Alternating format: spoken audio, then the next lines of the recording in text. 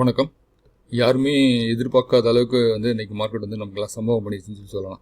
ஒரு மார்க்கெட் ஃபுல்லாக ரத்த கலரியாக யாரும் எதிர்பார்த்துக்க மாட்டோம். கண்டிப்பாக இன்றைக்கி இவ்வளோ சரியும் அப்படின்னு சொல்லி இன்றைக்கி அதுவும் வியாழக்கிழமை வெள்ளிக்கிழமை அதை விட நடக்கலாம் அப்படின்னு சொல்லி எதிர்பார்க்கலாம். வியாழக்கிழமை வர மார்க்கெட் இன்றைக்கி கடந்த ஒரு 3-4 செஷனாக பார்த்தோம் அப்படின்னா மார்க்கெட் காலங்காலத்தில் ஸ்டார்ட் ஆகும்போது ஒரு கேப் டவுனோ இல்லை கேப் அப்போ ஓப்பன் ஆகும்போது அங்கேருந்து கீழே வரும். திரும்ப முடியும் போது க்ளோசிங் பார்த்தோம் அப்படின்னா பாசிட்டிவ் சைடாக முடிஞ்சிட்டு இருந்தது. கடந்த ஒரு 3-4 நாளாக 3 செஷனாக பார்த்தோம் அப்படி தான் இருந்தது. இன்றைக்குமே அப்படி தான் இருக்கணும், நம்மளோட எதிர்பார்ப்பு அப்படி தான் இருந்தது. ஸோ மேலே இருந்து 25,887 வரைக்கும் மேலே போச்சு. 2873 ஓப்பன், ஹை பார்த்தோம் அப்படின்னா 25,885 ஹையாக இருந்தது. ஸோ அதுக்கு மேலே அங்கே அந்த ரெசிஸ்டன்ஸை உடைக்க முடியல. ஸோ இந்த 26,000 அப்படின்றத கிராஸ் பண்ணவே முடியல. இந்த வாரம் ஃபுல்லாக ட்ரை பண்ண முடியல.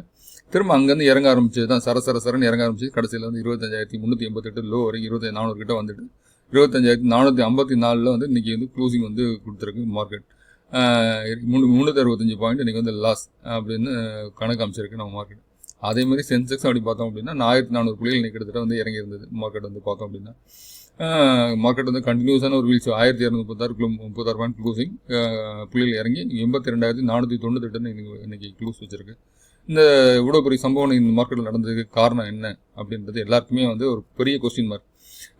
ஸோ இதில் பெரிய ஒரு மார்க்கெட்டில் இன்றைக்கி ப்ரெஷர் எதுவுமே இல்லை. இன்றைக்கி மார்க்கெட்டில் அப்படி இருந்தால் ஏன் இன்றைக்கி பெரிய இறக்கம் அப்படின்னு சொல்லி பார்த்தோம் அப்படின்னா, இன்றைக்கி இப்போ நேற்று க்ரூட் ஆயில் நேற்று இன்றைக்கி கண்டினியூஸாக ஏறிட்டு இருந்திருக்கு. நேற்று ஒரு 3% ஏறி இருக்குது, இன்றைக்கி 1% ஏறி இருக்குது, மொத்தத்துக்கு ஒரு 5% க்ரூட் ஏறி இருக்குது. அதுவும் இல்லாமல் ஜியோ பாலிட்டிக்ஸ் டென்ஷன் வேறு. என்ன டென்ஷன் அப்படின்னா, நம்ம ட்ரம்ப் சார் இருக்கார்ல, அவரை வச்சு தானே ஜியோ பாலிட்டிக்ஸ் நடந்துகிட்டு இருக்கு. அவர் ஆல்ரெடி ஆப்ரஹாம் லிங்கன் அங்கே நின்றுட்டு இருக்கு. திரும்ப இன்னொரு 2 கப்பலை அங்கே அனுப்பிச்சிருக்காரு, வாட்ஸ்அப் அனுப்பிச்சிருக்காரு. அது போய் சேர இன்னொரு 4-5 நாள் ஆகும்னு வச்சுக்கோங்களேன். எல்லாரும் என்ன சொல்கிறாங்க, ஈரானை அவர் அடிப்பாரா மாட்டாரா அப்படின்னு ஒரு கொஸ்டின் மார்க்ஸ் போட்டு கேள்வி எழுப்பிட்டு இருக்காங்க. அடிப்பாரா மாட்டாருன்றது கேள்வி தான் நடந்துட்டு இருக்கு. ஆனால் அடிப்பாருன்னு யாரும் பெருசாக சொல்லலை.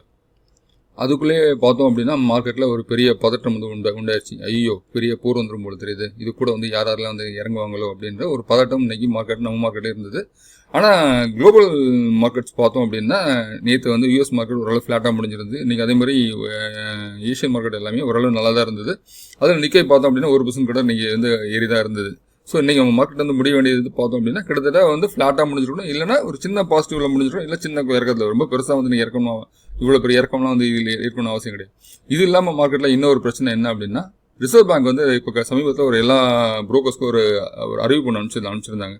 ஸோ அது மார்க்கெட்டில் புரோக்கர்ஸ் இல்லாமல், அதாவது ஆல்ரெடி எம்டிஎஃப்ல வச்சுருப்பாங்க இல்லையா, அந்த புரோக்கிங் சார்ஜஸ், அப்புறம் புரோக்கர்ஸ் ப்ளஸ் பேங்க்கில் இருக்கிற இதெல்லாம் நீங்கள் ரொம்ப இது பண்ணுறீங்க, அதனால் இதெல்லாம் குறைக்கணும்னு சொல்லி ஆர்பிஐ கொஞ்சம் கடுமையான உத்தரவுகளை போன வாரத்தில் கொடுத்துருந்தாங்க. அது இந்த புரோக்கிங் கம்பெனிஸ் ஆல்ரெடி போன வாரத்தில் பிஎஸ்சி ஏஞ்சல் இந்த மாதிரி புரோக்கிங் கம்பெனிஸ் தான் இறங்க நம்ம பார்த்தோம். ஸோ அதுதான் முக்கியமான காரணம். அதன் காரணமாக எம்டிஎஃப்ல யாரெல்லாம் வாங்கியிருந்திருக்காங்களோ சந்தையில், அந்த எம்டிஎஃப்ல வாங்கியிருக்கிறவங்களாம் இன்னைக்கு ஸ்கொயர் ஆஃப் பண்ணியிருக்கான வாய்ப்புகள் எனக்கு அதிகம்னு சொல்லி தோணுது. ஏன்னா இன்னைக்கு டேட்டா என்ன சொல்லுது அப்படின்னா, எஃப்ஐஎஸ் பார்த்தோம் அப்படின்னா 850 கோடி ரூபா தான் விற்றுருக்காங்க. அதே மாதிரி டிஎஸ் பார்த்தா 600 கோடி ரூபாய் தான் விற்றுருக்காங்க. ஸோ இந்த அளவு இவங்க விற்கும் போது இவ்வளோ 400 கோடி ரூபா 400 நிஃப்டி 400 புள்ளிகளும், சென்செக்ஸ் 1400 புள்ளிகள் இறங்குறதுலாம் பெரிய வாய்ப்பே கிடையாது. ரீட்டெயிலர்ஸோட செல்லிங் இன்னைக்கு ப்ரெஷர் இன்னைக்கு ரொம்ப அதிகமாகவே இருந்திருக்கு அப்படின்னு சொல்லி மார்க்கெட்டில் நம்ம பார்க்கலாம். எப்பயுமே நீ இதெல்லாம் இந்த 850 கோடி 1000 கோடிலாம் சர்வசாதாரணமாக மார்க்கெட்டில் எஃப்ஐஎஸ் வித்துட்டு இருக்கிற நம்ம ஆல்ரெடி நம்ம கவனிச்சிருக்கோம். இது பெரிய விஷயமா நம்ம எடுத்துக்க முடியாது. இன்னைக்கு இதில் நீ செல்லிங் ப்ரெஷர் நீ எங்கே உருவாயிருக்கு அப்படின்னு பார்த்தோன்னா, ஆல்ரெடி இன்னொரு 2-3 செஷன் தான் February 24 ஸோ மந்த்லி எக்ஸ்பைரி க்ளோசிங்க்கு. ஸோ அதனால் அந்த எம்டிஎஃப்ல வாங்கினவங்களாம் இந்த ஸ்கொயர் ஆஃப் பண்ணலாம் அப்படின்னு எம்டிஎஃப்ல வாங்கினதெல்லாம் ஸ்கொயர் ஆஃப் பண்ணியிருப்பாங்கன்னு தோணுது. அதனால் இன்றைக்கி செல்லிங் ப்ரெஷர் இன்றைக்கி கொஞ்சம் அதிகமாகவே இருந்திருக்கு. அதனால் மார்க்கெட்டில் நீ ஓவரால் மார்க்கெட் இறங்க ஆரம்பிச்சிருக்கு.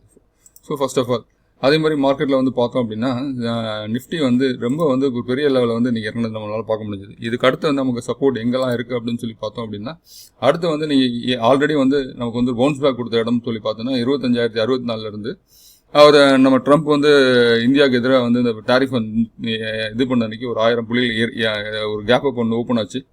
அந்த கேப் அப் ஓப்பன் ஆகலேருந்து 25,064 ஃபுல்லாக இல்லை. ஸோ இன்றைக்கி கிட்டத்தட்ட ஃபுல் ஆகிற அளவுக்கு இதுக்கு பக்கத்தில் வந்திருக்கு. நாளைக்கு திரும்ப இறங்குமோ அப்படின்றத நம்ம பார்க்கணும். மார்க்கெட் 25,064 இன்றைக்கி ஒரு அது அங்கேருந்து ஏறின பாயிண்ட் திரும்ப அந்த 25,064 டச் பண்ணுமா, இல்லை அப்படின்னா இங்கேருந்து ஒரு பவுன்ஸ் பேக் கொடுத்து மார்க்கெட் ஏறுமா அப்படின்றத நம்ம பார்க்கணும்.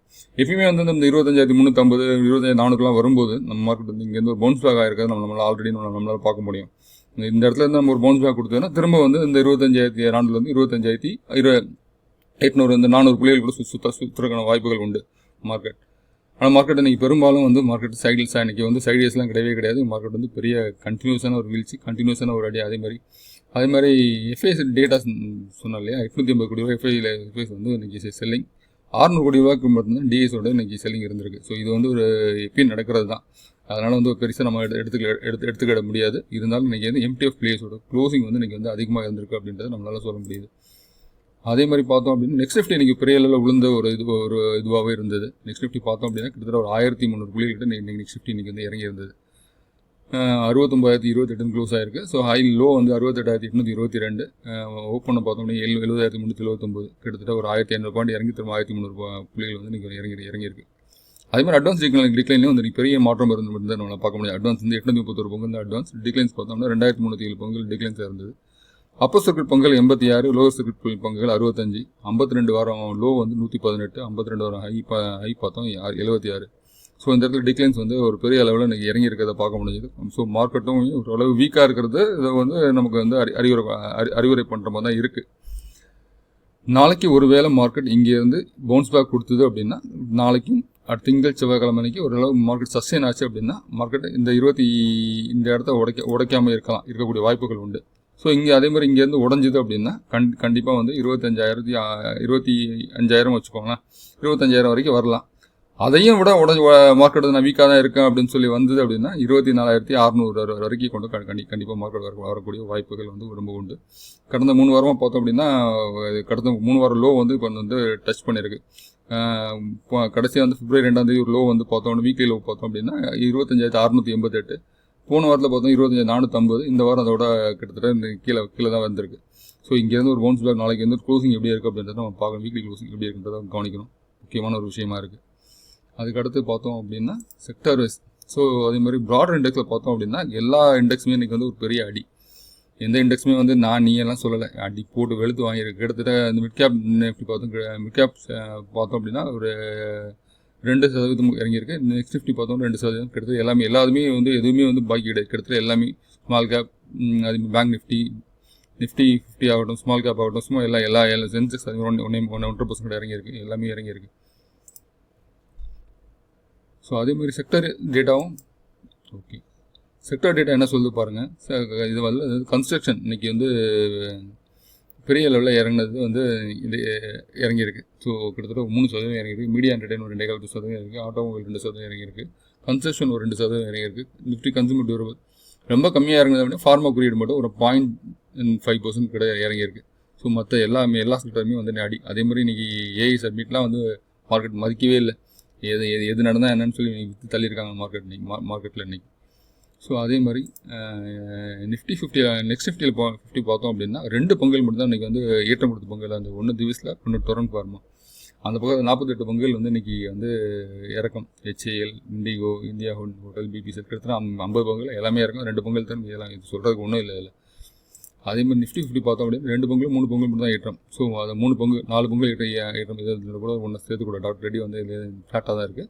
HDFC Life, ஹிண்டல்கோ, ONGC இந்த 3 பங்குகள் மட்டும் தான் ஏற்றம்.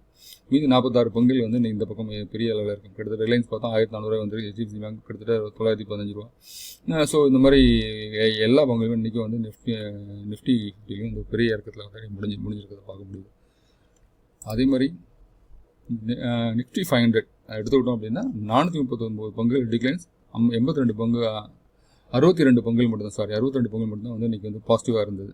அதுலேயும் வந்து நீங்கள் இதில் பார்த்தோம் அப்படின்னா கிட்டத்தட்ட வந்து Lloyds SME, Hindustan petroleum, Jindal Saw, gains கிட்டத்தட்ட வந்து நிறைய பங்குகள் நீங்கள் இறங்கினதை பார்க்க முடியுது. ஸோ பாசிட்டிவ் பங்குன்னு சொல்லி பார்த்தோம் அப்படின்னா